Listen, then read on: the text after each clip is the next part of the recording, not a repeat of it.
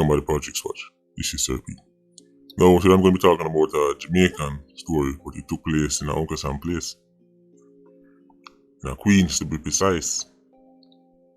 Man by the name of Courtney went on a rampage, killed 4 people. 2 of them were children. The video of his killing, because him end up dead, was killed by the police. The video is now public. I'm going to play some parts of the video because obviously we can't show everything. I'm going to show you the moments leading up to him being killed, and then the rest I'm going to make you hear the audio. This is an extraordinary story. This took place in New York. I don't know, New York have a very strict gun policy. Well, this is still a mass killing. Only thing he never use a gun. He use a knife. Especially in domestic situations, and people tell us, oh, if people have licensed firearms, then what if they kill their wife? If people really want to kill their wife, they don't need a gun. Evidently, if they want to kill 4 people, they don't even need a gun. They can stab their way to it. One of the victims was a man, so he also killed by another full-grown man. So Courtney, based on the reports, went through a very shambolic divorce. That's when he went off the rails. He had a wife and a family.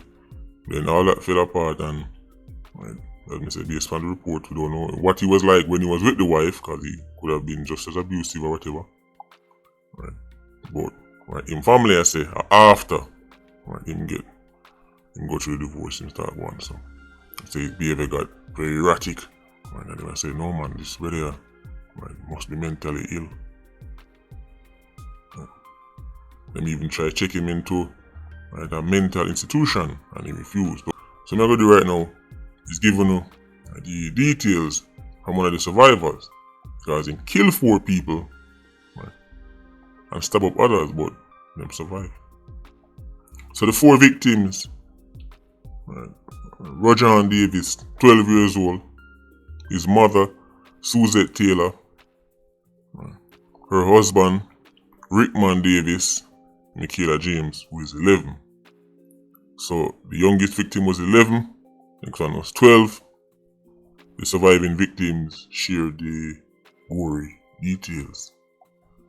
Christine Watson survived. Ruth Ann Watson also survived. This is what them say. And by the way, before him go on this rampage, he called his mother and said to her, I love you. And she tell him, say, I love you too. Like a final goodbye. So that means it was premeditated. Once the team did a call, yeah, mama, I love you. And she probably thought it was just, obviously he never said, never kill some people, so look more. I didn't tell her, I said, love her. She thought, probably thought to herself, oh, so nice of you, my son, I love you too. That's shit by your funny. So, the survivor, one of them said to him, you want to kill me? You're killing your auntie? And he replied, he should have been dead a long time. Courtney family after the divorce, and them lose all the things at the point. Him start bounce from house to house. Them said this family now take him in. Well, came back to haunt them. She said the reason why she not dead because him kill her, so look like she was playing dead or something. So Ruth Ann, who is 16, said, so Ruth Ann's a survivor. She said the younger victims, the 11 and the 12-year-old, that tell her about them day. And she was in them room until 2 in the morning. When the younger kids went to sleep, Ruth Ann walked into the living room where Gordon, 38 years old, was hanging out on the couch, scrolling on his phone. Say, she go sleep about 4 a.m. She get wake up when she hear her niece screaming. She say, And I quote, me and my mom got up at the same time. We went to go see what's happening, in quote. The family feared something terrible might happen as Gordon's emotional state began to deteriorate on Thanksgiving when he was told he would need to leave the home. So he might go from house to house to house and have the same behavioral issues, so people who take him in after a while must know he have to left. So now they might tell him say he must go left too. Didn't take that too well, it seems. He says Christine Watson and her daughter peeked into the hallway to investigate the screams where they found the teen's brother-in-law, Rickman Davis, leaning against the door with stab wounds falling down. It looked like Rickman Davis went to defend the niece and him kill him too, because you have to, once the man is there, the biggest threat he faces in this house is Rickman Davis. This is why by the time they look out the door, them say Rickman I get stabbed up and he's falling down. So now them say Rickman on the ground. She says she and her mother quickly retreat back into the bedroom and try to pull the door shut. But Gordon spot them and now I try force him away into the room. But Rickman lay down and I block the door frame.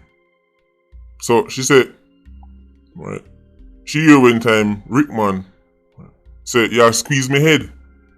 Because he lie down on the floor and she tried the door, so got the door and squeeze up Rickman's head. At this point, he moved his body so the door could have locked. So obviously I'm not inside his head. So I don't know if he thought to himself, well, me dead already, so let me just move my head so the door can lock. Or because he made a squeeze up, him does. You know, if something that squeeze your way, you move. So he move now and the door can lock. So the door slammed shut. Gardner try get in. While in there try tear off the door, them a try call 911. Them just say this. Them see him, and all them could do was retreat back in our room and call 911. This is why until the day breath stop go through my body, I am going to be pro self-defense and pro licensed firearm. Just 138 would have solved this. Don't even need a 9mm. If they had one gun, them could have stopped him. He already killed another full-grown male with a knife. Bunch of women see what go down. Their only option was to try to lock up in the room and call police. How much time do you think you have to deal with a rampaging man with a knife to call police? The only way, see, a lot of you females out there, be careful the police them on supporting you. Them police them tell you say it's to help you, might end up killing you. In a home invasion, or even a situation where there's, like somebody like Courtney Garden, him living at the house but no more rampage, a female is not going to stop a full-grown rampaging male with a knife. The chances are 1 in a million. Do you want to risk being that one lucky person out of a million? In a situation like this, they have to shoot him. But them down New York. Woke New York. Then call 911. But guess what? Even though them lock up in the room, Gordon still managed to breach it. Kick down the door and go in there. She said, he came in and I remember him standing there with the knife and my mom was like, Courtney, stop. Courtney, stop. You have to stop, Courtney. You have to stop, Courtney. Courtney, stop. You done gone bad already. If no kind of pity and mercy activate in your brain for 11 and 12-year-old, he's definitely not going to have any for you. Rutan said that's when she jumped out the window. It said, thinking he'd slain his aunt, so you know him getting there now and stab her up now, So it said, thinking he'd slain his aunt, Gordon continued his rampage, killing Christine Watson's daughter, Suzette Taylor Davis, 44, her grandchildren, Michaela James and Rojan Davis. So it seems that the screams from Michaela alerted Rickman Davis, and then Rickman confront Courtney And Courtney stab up and kill Rickman first. Now that makes sense, as me say. Right? More than likely, the man have to go dead first. This is something on, but as a man, you're going to have to accept this reality. This is just the cost of being quote unquote man of yard.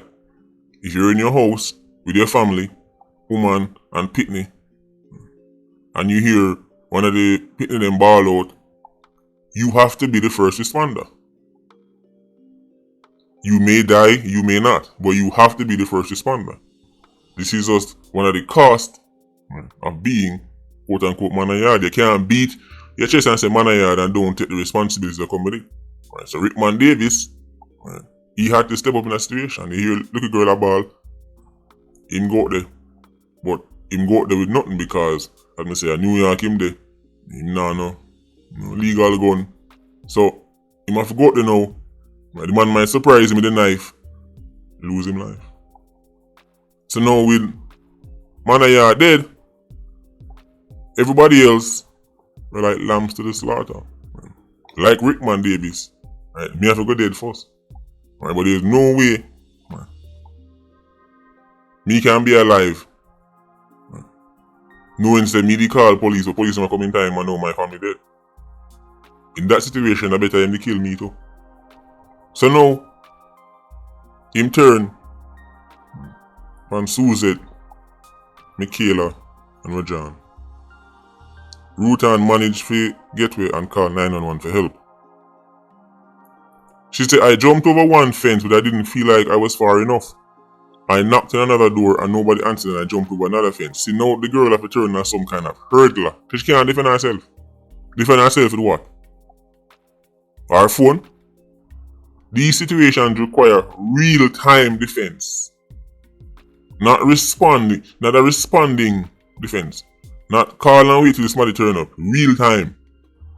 She said at that point she spot Gordon sitting in Davis's car. She said I realized that Courtney was sitting in my brother-in-law's car. With the lights on and everything. She tell 911 say, the man that the car is who killed our family.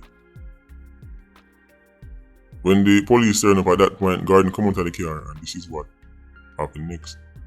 And we go play part of the video and then the rest will be audio. Check this out.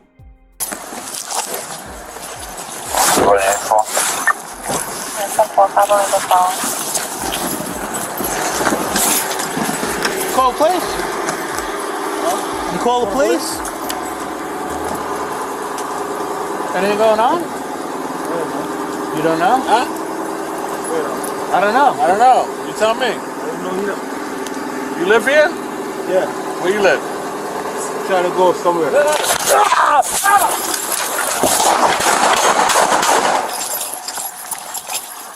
So this brother attacked the police and wounded two of them. He charged the police. And looking at the video, he make up feel mind for dead. Enough times some people want them life end, but them don't want to take them own life, so them do. Right, then put themselves in a situation for the police killing. When you charge police with a knife, right, and even stab some, you know say I got dead. Rutan said right, the host didn't feel comfortable with him being there. Rajan was even scared to sleep with him up there. She said they noticed that one knife get missing from the kitchen, but listen to this part. She said, we thought he probably just took it so that he could feel protected. He said that he wouldn't hurt his family. But sometimes he would say we're not his family. He said, who cares about what he said? Just the actions. This next part of the family talk about Gordon's declining mental health before they did the rampage. Relatives on his mother's side say, right, this was building up for months. Gordon's cousin said, and I quote, he just started to decline. Just the disrespect and the loud voice and superiority. He needed to have this power over people where it was hard for us to talk to him, tell him anything, end quote. This is why I say, even though them say it started after the divorce, right, it's possible that he had this type of behavior while he was with the wife. Right? But it's just that the wife now said nothing, so we don't know what happened before. McCoy said Gordon wasn't always like that. His cousin was once happily married with 3 kids and a stable job. But his behavior took a 180. See, they mentioned he was happily married. I mean, I would love to hear from the wife. I'm sorry the wife never said nothing to the media because I'd love to know how happily married they were. I'd love to hear if he was like this before the marriage or this start after the marriage, because your family don't know what you're like when you're in your house with your spouse. Your family can only talk about what them see when you come around them, but you not act the same way around your mother and your father and your auntie them, the way how you act with your woman. Lillian McCoy, who's Gordon's aunt, says she make her nephew stay at her home in the Bronx earlier in the year, but he constantly blasted loud music referencing killings and stabbings and grew increasingly disruptive. Hold on. He constantly blasted loud music referencing killings and stabbings. So he might listen murder music. And look like Auntie I tell himself to turn on the music and all kind of things. Let me just say this. If you're going through a state of depression or any kind of turmoil in your life, the last thing you need to do is sit down and consume murder music. There is literally something called music therapy. They use music for soothe this. If you're going through depression, get help. If you're going through some kind of, you can feel like you're a spiral and your friend might tell you say you're a spiral, it's not looking too good. The last thing you want to do, in your house, listen to chop off the head and murder the granny and kill the whole family. You don't need to be listening to that. And matter of fact, you need to stay far away from that type of energy then. You don't need that type of frequency that go through your head. Right? Matter of fact, the only songs you should be listening to are songs like 3 Little Birds and them songs. And I'm so happy at them songs they have listened to. You can't be in a them mental state there and listen to them type of tune. It is not going to end well. Goes on the state, he became very controlling, very disrespectful. And if it's not his way, he would act like you must be scared of him. Relatives said they reached out to a non-profit for help the garden, but he refused treatment. Eventually, they kicked him out and he bounced from place to place until family on his father's side took him in. Was on the state, he flipped it on them and told them that they're the problem and that he doesn't have any issues and that everything's okay. Denial. Living in denial. Living in denial. Gordon's mother and sister told CBS New York he suffered from depression. The article mentioned that he was arrested in the past for domestic violence. Okay, see, there we go. So in the past, he was arrested for domestic violence. So the happily married, where them say he was, might not just be so happy because he was arrested for domestic violence. So it is very possible, right, that him never went off the rails after the divorce. He was like this while he was married to the wife. It might have gotten worse, but if he might get arrested for domestic violence, right, then there is a pattern here. So now we are starting to get a better picture. You see how them things work? If you just do a little bit more reading and putting things together, the puzzle kind of fit in itself. Right? If he was arrested, right, then uncles and police say he have a history of being arrested for domestic violence. So when the family say, oh, well, he was happily married, well, he couldn't be that happily married because, as you know,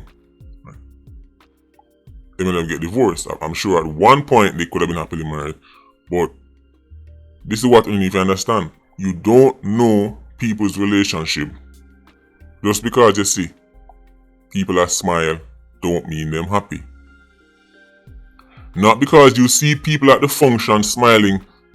This is why you must be careful or you envy other people's relationship, because you don't know what go on when nighttime come and door lock. Because I'm sure a lot of people will tell you that the Silveras were a happily married couple, because on the surface, whenever they turn up at the functions, you see in the pictures of Jolien and Melissa Silvera, they look like a happy couple. A lie me I tell?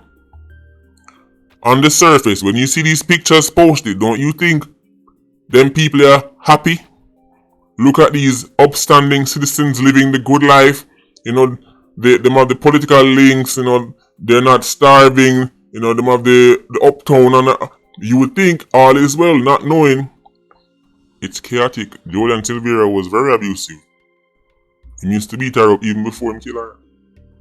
Only certain people in the close circle around them know that. Which is also one of the reasons why people that say, oh, mixtures are special or topsy go on. So when people say, oh, they were happily married, you don't know that. And people say, oh, well, he wasn't like this, and then after him get divorced, him start going, so you don't know that. Might make it get worse. Right? Probably make it get worse, but let me say, someone like, alright, true, he had these issues. Now, obviously, we can't diagnose nobody's mental health based off an article, just I work with them say. But let me just say this, especially to the man them out there, the area man them. I want them to listen keenly. You know yourself and you know something alright to do. Your friend might tell you something right to do. Your mother tell you something right to do. Your father tell you something right to do. Right? And you tell yourself, say you're good. Take a good long look in the mirror. I've said it before. Take some of the money you want to spend on Hennessy and Gucci and Christian Dior and all these thousands upon thousands of US dollars you want to spend.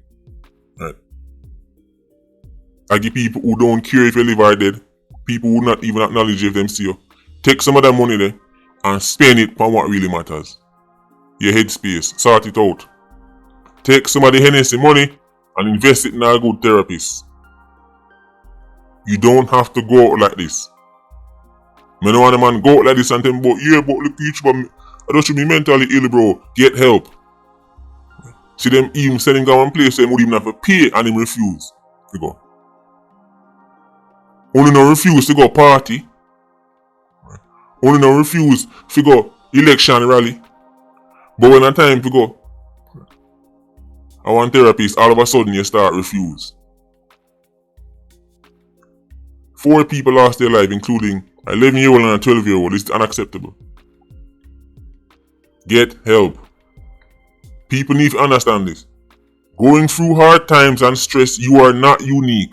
Right? This is what people start telling themselves. So they're like 1 in 10 million cause I'm going through depression, distress. Human beings in general go through stress. As a matter of fact, stress is not even unique to people who come from certain socioeconomic backgrounds. All type of people go through stress and pressure and depression. This is why you've seen many millionaires jump through the window of them penthouse and drop dead on the ground. You've seen celebrities have all the fame and all the money and all the girls in the world take them on a life. Kurt Cobain blow off him head.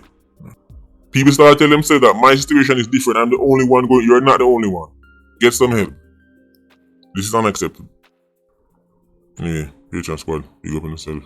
Yeah, you don't know. More life. Watch our squad. See you circling. Bless.